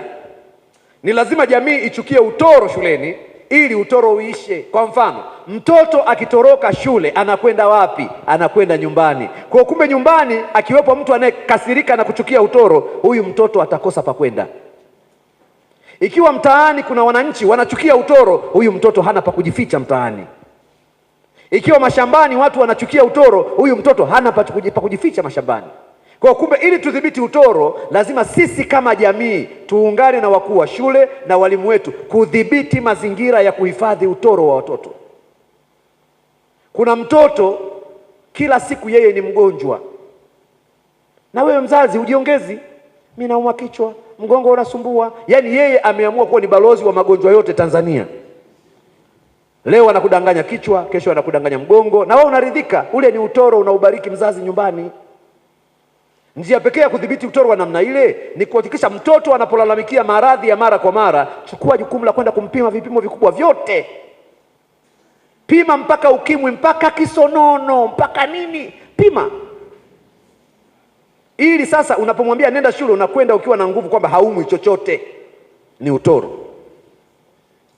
Anaweza akawa anakuambia mwalimu fulani ananichapa sana, nenda fuatilia kule shuleni, ana tabia gani hiyo inayosababisha achapwe kila siku? Yawezekana akifika shuleni kila akienda kukojoa anaandika chooni kule, mwalimu Juma utanikoma, wenzake wanaenda wanamshtaki, anachapwa. Mwalimu akiingia darasani anatoa zoezi, yeye hafanyi, atachapwa. Wenzake wakikusanya kazi, yeye hakusanyi, atachapwa. Kwa hiyo usiishie tu kusema huyo mwalimu. Fuatilia sasa. Kwa nini anachukia kwenda shule? Kwa sababu ya kuchapwa. Kafuatilie sababu za yeye kuchapwa ili udhibiti kasumba ya utoro ambayo inajianzisha kwenye familia. Dunia sasa imebadilika. Tukiendekeza utoro tutashindwa kujua mtoto yuko shuleni au yuko nyumbani. Hatujui. Wewe amekuaga kaja shule na shule kaaga yuko wapi? Nyumbani. Kumbe mtoto yuko hapa katikati. Hapa katikati ndio pabaya zaidi kuliko maeneo yote. Nikiwa mkuu wa wilaya ya Dar es Salaam pale Ubungo, kulitokea kuna watoto wanaitwa panyarodi. Yule panyarodi yule anaingia ndani, anamslice mtu na panga, kaka, mkikakamata huwezi kuamini kale katoto ni kama kajankcheni fulani hivi. Kamemkata mtu mapanga, lakini ujikatizama Samara kadogo tu. Kametoka wapi kale? Kalianza utoro, kakashindwa kujificha nyumbani, kakashindwa kujificha kwa marafiki, kakapata hifadhi ya watu wabaya, wakawa marafiki zake. Sasa kwa sababu wamekuwa marafiki, wakienda kufanya unyampara ule wanakwenda nako, kamejifunza, kamepata confidence na kenyewe kanafanya. Bahati mbaya sheria ya Tanzania haikafungi kale katoto. Lakini chanzo ni nini? Utoro. Utoro unatutengenezea wahalifu. Lakini utoro unatengeneza watoto wanaanza kuwa waraibu wa madawa ya nini? Ya kulevya. Vinaanza vibangi, analamba na nini, baadaye teja. Chanzo utoro. Lakini lingine, utoro unaharibu ustawi katika familia. Wewe unamwandaa mtoto aje kuwa mtu bora ndani ya jamii yako, mtoto huyu anashindikana, matokeo yake huna mtoto wa maana ndani ya familia. Kwenye kulima hayumo, kwenye biashara hayumo, kwenye kusoma hayumo, kwenye ufundi hayumo, tayari umeshatikisa ustawi wa jamii ile. Kwa nadhani kwenye eneo hili la utoro naomba tuongeze nguvu ili kupambana, ndugu zangu, tuhakikishe tunatoka hapo. Mwisho kabisa, kabla sijamaliza hotuba yangu, ni washukuru kila mmoja kwa nafasi yake. Walimu wangu, mnajua tunawapenda kiasi gani. Yaani tunawapenda mpaka tunatamani tutoe cheti cha mapenzi. Tunawapenda mno. Mno. Mnafanya kazi nzuri mno. Ndio maana mimi mtu akiniletea kesi ya mwalimu naambia subiri kidogo. Mwalimu, umesema mwalimu? Mwalimu. Nitaenda mwenyewe kule shuleni. Mimi kesi za walimu zote huwa namalizia shuleni. Nitafunga safari niende nikakutane na mkuu wa shule kule au mwalimu nikutane naye kule. Imeshindikana ndio namuita ofisini sasa. Sasa jiuliza mwalimu anakoseaje? Mwalimu? Yaani kabisa mwalimu hivi. Mnafanya kazi nzuri sana. Sana. Kazi nzuri kabisa. Lakini hiyo kazi nzuri mnayoifanya lazima tuitengeneze utaratibu rasmi wa kuipongeza, wa kuijali, wa kuithamini, na hiki ndicho tunachokifanya leo. Jipigieni makofi mengi sana. Wakuu wangu wa wilaya, wakurugenzi wetu wa halmashauri, wenye vitu wa halmashauri, elimu ndio kila kitu. Tuongeze nguvu nyingi sana kwenye elimu. Na nichukue fursa hii, sasa hivi elimu inakwenda pamoja na mtaala mpya ambao unalenga kuwalea vijana watoto katika mafunzo mbalimbali na ujuzi. Leo hapa amezungumza kaimu mkurugenzi wa Starlink. Fursa hiyo kubwa, lakini je, watoto wa namna hiyo tunawaandaa? Makampuni haya, mimi na mpango kwenye kila shughuli nitakuwa naleta wageni ambao tutakuwa tunawatumia kubadilisha mwelekeo wa mkoa wetu. Lakini je, tumejiandaa? Si ndio jamani? Maandalizi ni kitu muhimu sana. Kwa mfano, sasa hivi serikali inakwenda kujenga shule za michezo za kanda. Sisi nyanda za juu kusini, ikitokea Iringa mnapewa eneo. Halmashauri gani imejipanga kwamba ina eneo la kujenga shule? Nani kajipanga? Kesho tu tuambie bwana, bilioni 7 zinaletwa Iringa. Wapi panajengwa? Ndio nawaambia huko kwenye halmashauri huko, swala la elimu mliangalie kwa upana wake. Shule ya mfano zinajengwa, shule 7 za mfano Tanzania nzima, automatically tu kwa namna ambavyo Mungu anatupenda Iringa, shule hiyo itajengwa Iringa. Haya, wapi? Swali ni wapi? Kwenye vitu halmashauri, hiyo ni challenge. Na mimi sitaki kuwa msindikizaji. Nikiona hamjapanga, hapo mlipopima viwanja vya nini nageuza matumizi hapo. Mtatumia sheria gani? Mungu mbele kwa atajua. Lazima tubadilishe. Hatuwezi. Kwa sababu gani? Mna watoto hapa, sio wote watakuwa madaktari. Sio wote watakuwa mainjinia. Wengine future yao iko kwenye michezo, si ndio jamani? Sasa lazima tuwatengenezee miundombinu bora, na serikali sasa inasema tutajenga, tutaimarisha. Leo hii pakitokea shughuli yote lazima tumuombe Baba Askofu Mihali pale. Si ndio? Bila uwanja wa Baba Mihali hakuna mashindano ya basketball. Haya, Baba Mihali akasema leo nina misa ya Kwaresma hapa, mnachezea wapi? Ni vile tu ana moyo wa upendo. Ana moyo wa upendo, anataka watu wastawi. Sasa waleteni vijana, uwanja uko wazi wacheze. Haya, siku hiyo anasema jamani, leo kuna mashindano ya kwaya. Tafanya. Ndio wanawaambia tubadilishe mambo. Mzee Mwapa, wewe ndio tajiri wa ardhi hapa katika mkoa huu. Mtu tajiri wa ardhi ni wewe. Wewe ni tajiri kweli, kuanzia Migori mpaka pale mpaka wako na Mafinga, wapi pale Kinyanabu, ardhi kubwa. Sasa ule ukanda ule wa Migori anza kuumiza kichwa. Ukiambiwa unajenga shule ya mfano, unaijenga wapi kutoka kule? Naam.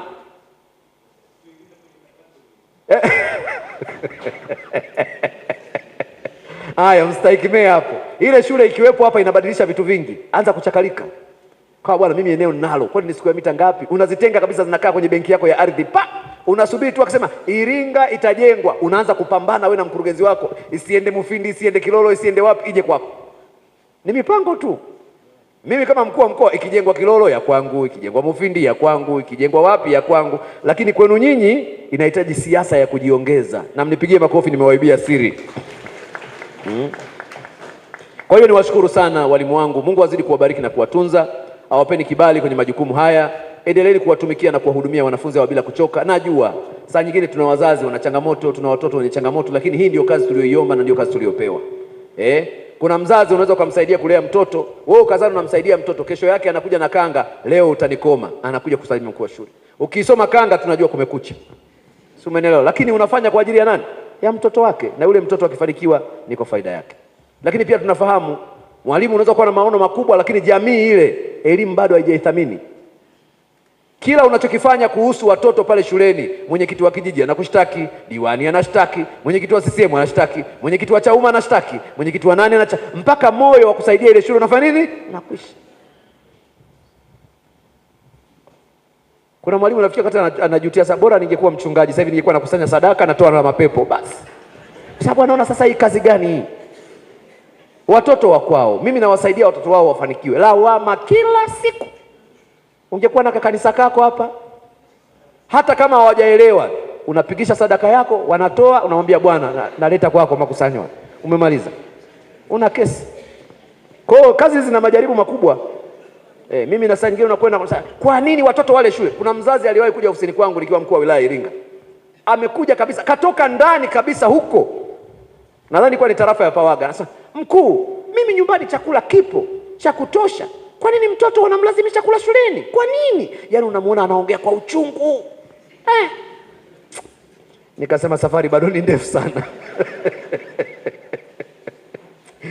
Nikamwambia, kwani mama wewe unafanya shughuli gani? Mimi mkulima, nimelima, chakula kimejaa ndani. Naondoka asubuhi, narudi jioni. Nikasema hiyo kuondoka asubuhi kurudi jioni ndio inayosababisha sisi huyu mtoto wale shuleni. Kwa sababu wewe unaporudi jioni, huyu mtoto hali chakula fresh, anakula kiporo cha jana. Kwa sababu muda wa kupika hukuwa nao.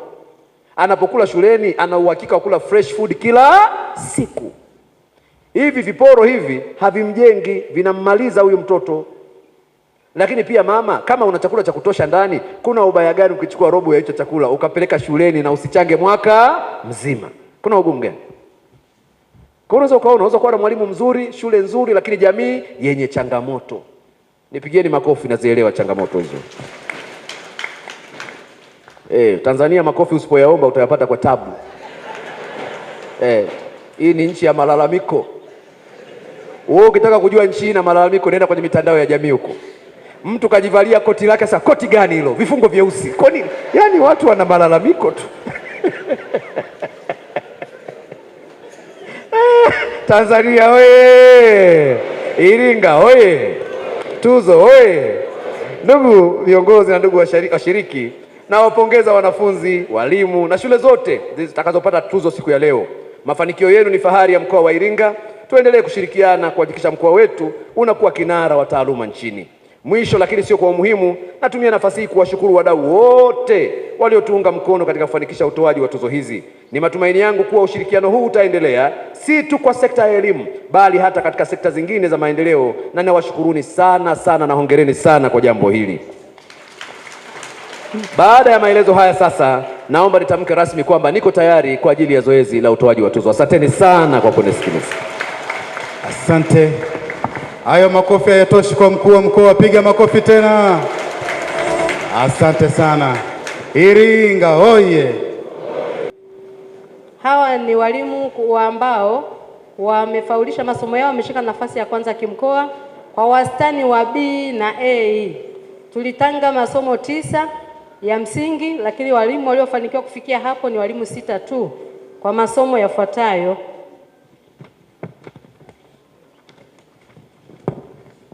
Mwalimu wa kwanza ni Emmanuel Modesta Makweta, somo la uraia, shule ya sekondari Ifunda Ufundi, Iringa DC. Anapata 500,000 na cheti.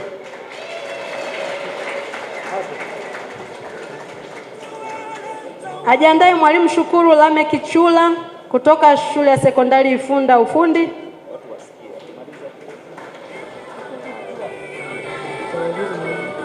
Anafuata mwalimu Shukuru Lame Kichula, shule ya sekondari Ifunda Ufundi, somo la Kiingereza, Iringa DC. Ni cheti na fedha, wote wanapata 500,000 na cheti. Asante. Niombe tunaokuja kuchukua tuzo, tunakwenda pale kwa mkuu wa mkoa moja kwa moja. Anafuata mwalimu Nolik Steven Kavenuke, somo la hisabati, shule ya sekondari Ifunda Ufundi, Iringa DC.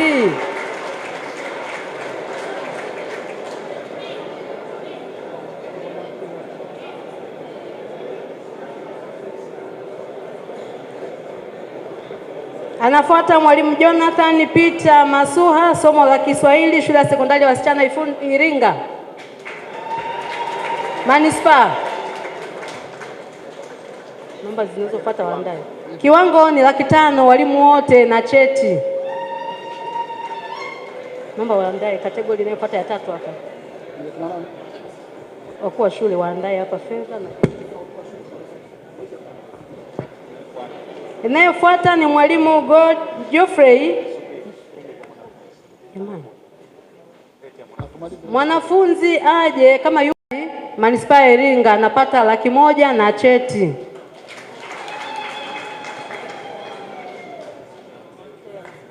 Somo la historia, shule ya sekondari ya wasichana Iringa Manispaa.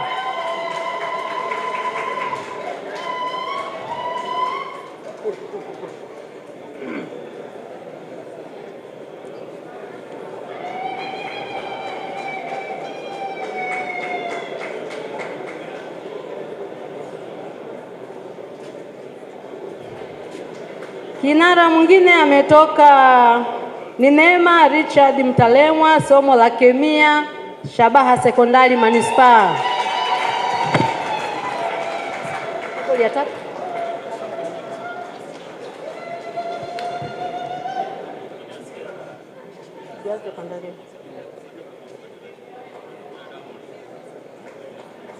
Kategori inayofuata ni wakuu wa shule, wako 12. Mheshimiwa mkuu wa mkoa, wakuu wa shule tunaomba tutulie. Kategori inayofuata ni wakuu wa shule 12. Shule ziko 12, watakachokipata ni cheti na shilingi 300,000. Kwa hiyo tunaanza na Amani Jeremia Nyahi. Kategori ya wakuu wa shule waliosimamia taaluma vizuri, wakafuta 0, lakini pia wakatoa ufaulu bora kuanzia 50% na kuendelea.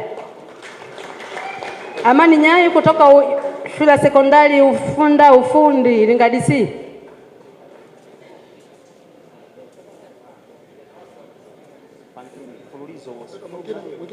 Lulu. Mkuu wa shule anayefuata ni Lulu Hamid, Iringa Manispaa.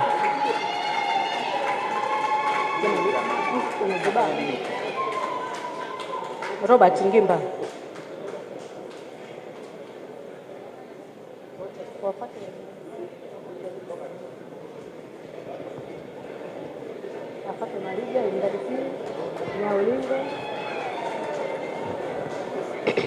Mkuu wa shule anayefuata ni Robert Ngimba, Mawelewele Sekondari, Iringa MC.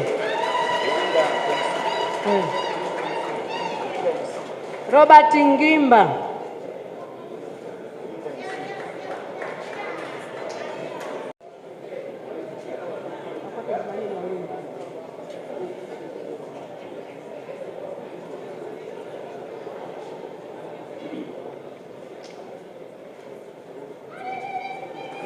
Anafuata Elizabeth Sekondari Iringa DC. Jumanne Nyaulingo. Elizabeth Maliga kutoka Kiwele Sekondari Iringa DC.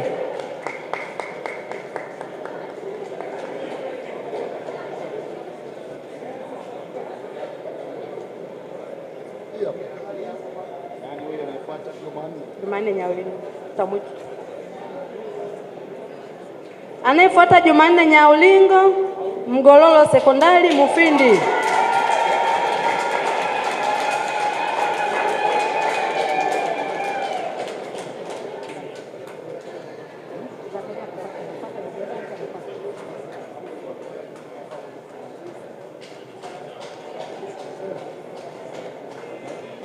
Anayefuata Privatus Haule Sadani Sekondari Mufindi. Privatus Haule Mufindi.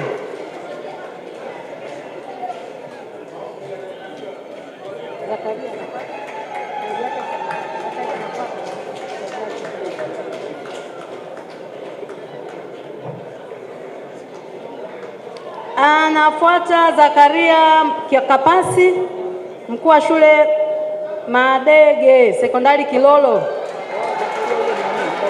Zakaria ni Mdabulo Mufindi. Zakaria ni Mdabulo Mufindi.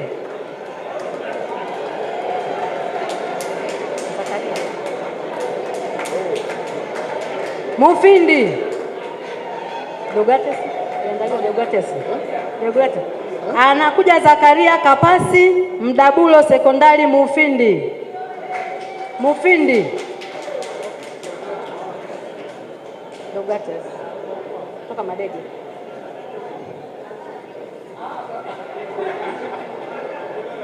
Anafuata Deogatius Mbwani Madege Sekondari Kilolo. Deogatius Mbwani Madege Sekondari Kilolo. Wataaluma mwe mnasindikiza wakuu wa shule.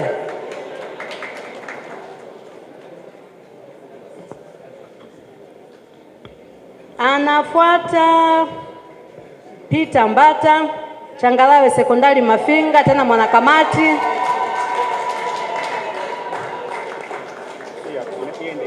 We, afuate Kristo.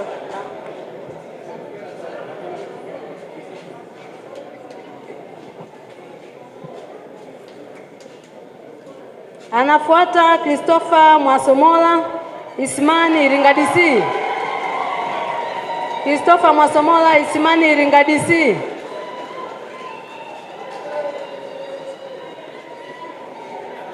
Christopher Mwasomola Ismani Iringa DC. Afisa elimu kata anamsindikiza. Asante. Hongera sana. Anifuata wewe.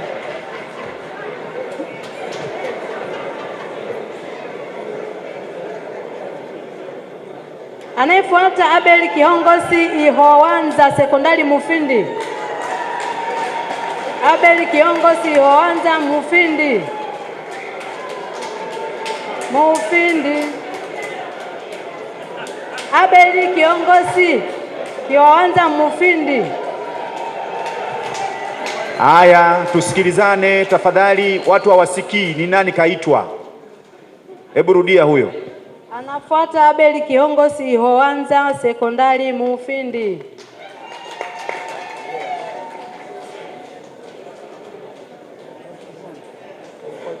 Kategori tutakafuata hapo.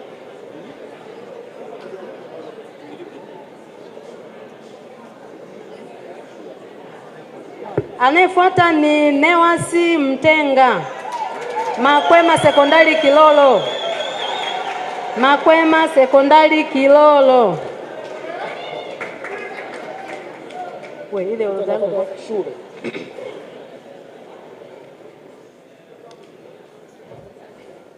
Kategori hii mkuu wa mkoa ilikuwa na waliofuta zero walikuwa 21, lakini waliokizi vigezo vya kufuta zero na kupata ufaulu bora division 1 mpaka 3 ni 50% kwenda juu ni shule 12 tu ndizo ambazo zimezawadiwa. Kwa hiyo ina maana watu wafute zero, lakini pia wajitahidi watoto ufaulu bora division 1 mpaka 3 wawe kuanzia 50% kulingana na ilani ya chama inavyosema. Kategori inayofuata ni shule zilizofanya vizuri, ziko 12 pia. Shule hizi ni shule. Zawadi hii ni kwa shule 12 zilizofuta 0, lakini pia zikapata ufaulu bora daraja la 1 mpaka la 3 kuanzia 50% na kuendelea. Na nitasoma. Hawa wanapata zawadi ya milioni 2.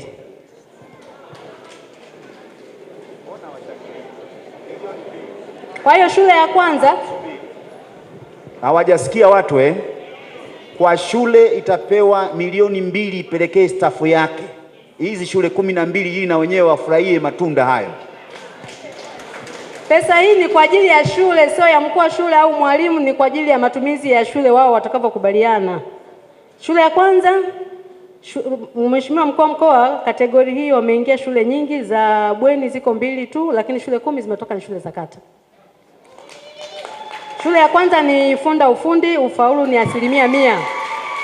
Wana ufaulu 100% na wastani wa B. Shule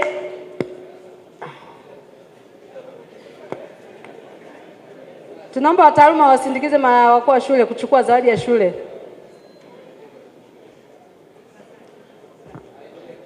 Shule ya pili ni Iringa wasichana kutoka manispaa, ina ufaulu wa 89% kwa wastani wa B. Shule hii kimsingi na mahitaji maalum, kwa hiyo kama walimu wamefikia hatua hii na maana wamepambana sana. Mheshimiwa Mkuu wa Mkoa.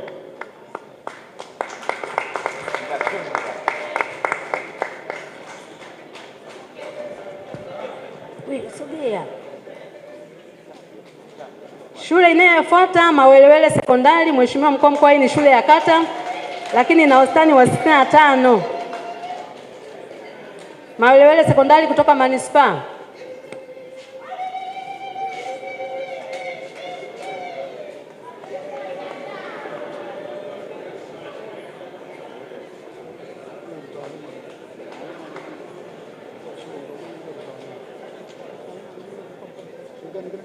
Shule inayofuata Kiwele Sekondari na ufaulu wa 70% kutoka Iringa DC. Ina ufaulu wa 70% kutoka Iringa DC.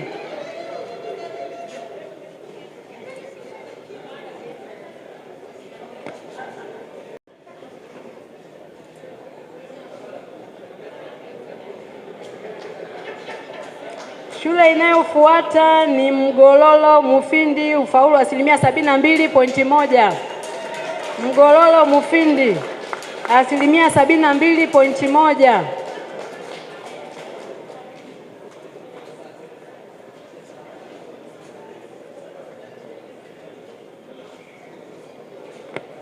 Shule inayofuata Sadani Sekondari kutoka Mufindi, ufaulu wa 65.6. Sadani Sekondari.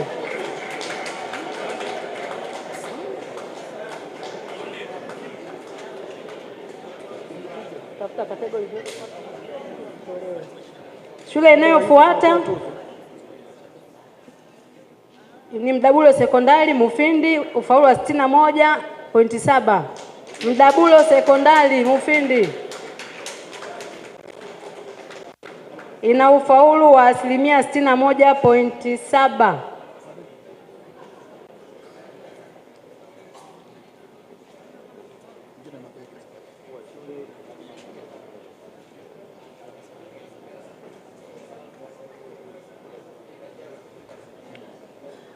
Shule inayofuata ni Madege Sekondari kutoka Kilolo, ina ufaulu wa 64.2.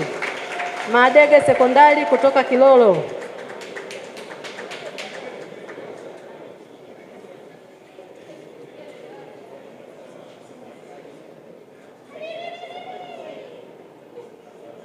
Shule inayofuata Changarawe Sekondari kutoka Mafinga TC, ina ufaulu wa 55.3. Changarawe Sekondari ina ufaulu wa 55.3.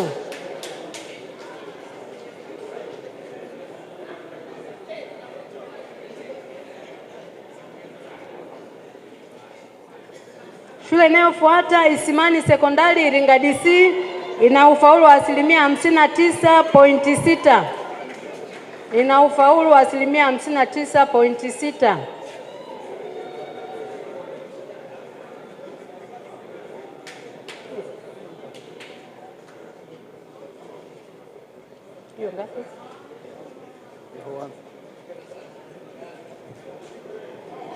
Shule inayofuata Ihowanza Mufindi DC na ufaulu wa 53.8. Ihowanza 53.8 ufaulu bora. Ihowanza sekondari kutoka Mufindi na ufaulu wa 53.8.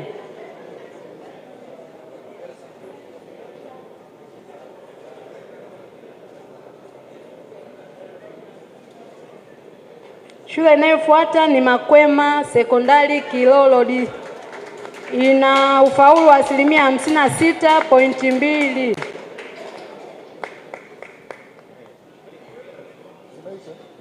Kategori zifunguliwe ya kwanza.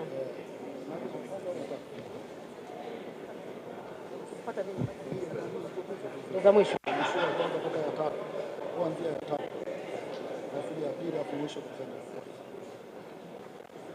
Mheshimiwa Mkuu wa Mkoa, kategori inayofuata ni zile shule 3 bora ambazo zimefanya vizuri. Ninaomba sasa mtulie, tusikilize kategori ya 3 ambao watapokea tuzo kwa ubora wao. Ngoja msikilize mwenyekiti anavyotangaza. Tuna shule 3 ambazo zimeshika nafasi ya kwanza mpaka ya 3 kimkoa. Shule ya 3 hawa wanapewa tuzo ambazo zimeshaandaliwa. Shule ya kwanza ya 3 ni Malangali sekondari Mufindi. Shule hii mkuu wa mkoa ina mahitaji maalum lakini bado wanapambana sana. Wana wastani wa B.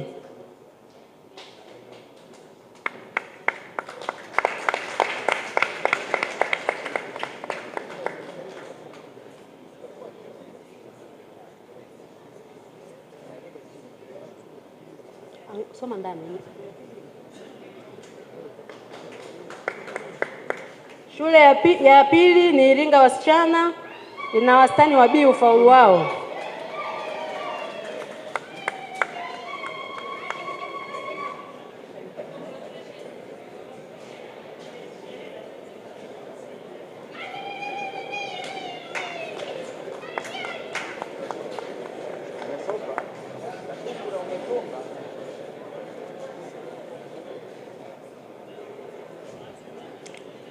Shule ya kwanza ni Ifunda ufundi, ina wastani wa B, lakini tuliona pale ufaulu bora ni 100%.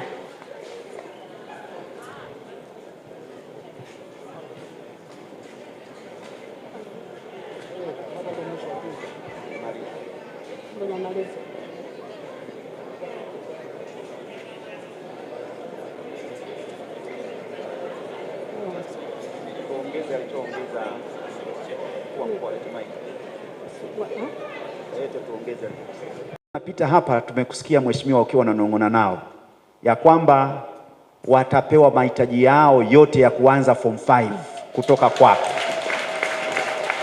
Tunakushukuru sana kwa hilo na naomba msikie wadau nyongeza ya mheshimiwa mkuu wa mkoa. Tunakushukuru sana mkuu. Asante sana. Nakushukuru sana. Baada ya mheshimiwa mkuu wa mkoa kurudi meza kuu,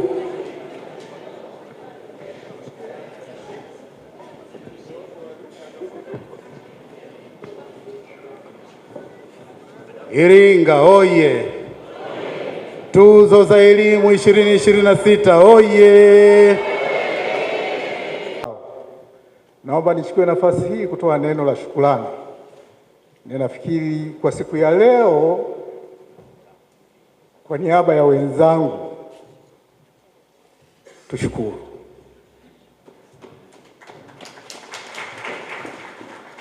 Katika maandiko wanasema shukuruni kwa kila jambo. Kwa leo tunaomba tushukuru, lakini tukuombee mkuu wetu wa mkoa uendelee kuwepo Iringa, kwa sababu umeanza kwa kuonyesha nuru na mwanga ulio mkubwa kwa mkoa wetu. Tunakushukuru sana. Asante sana.